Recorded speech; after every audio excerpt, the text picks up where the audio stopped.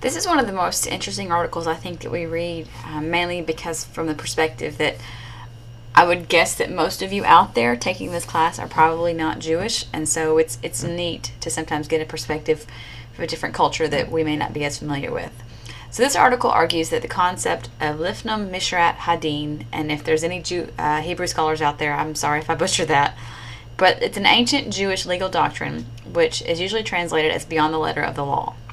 Right, and the idea was that this author here thought that this might be a great idea for the modern legal and social thought. And we've already had the quote below a couple times, but he says that no code of laws can articulate a set of rules which exhaust ethical responsibilities.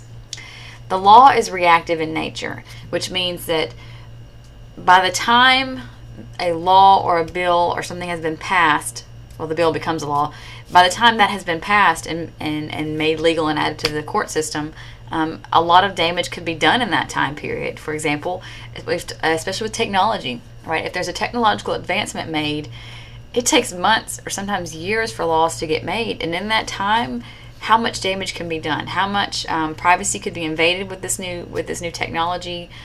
Is there some kind of toxic byproduct from some new manufacturing advancement that has come about? So all this, a lot of bad things can happen between the time that there's an advancement in technology or there's change in society, and that the laws are actually in place.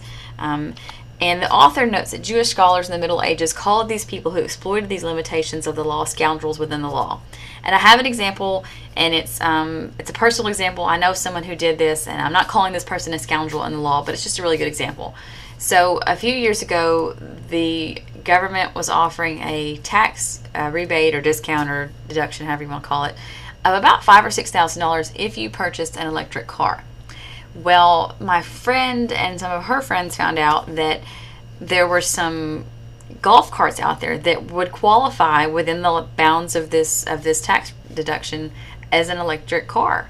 And so they went out and they bought this car that cost $5,000 or $6,000, and then it was a really nice golf cart, by the way. And then at the end of the year, they were able to deduct this entire purchase from their taxes and basically get the golf cart for free.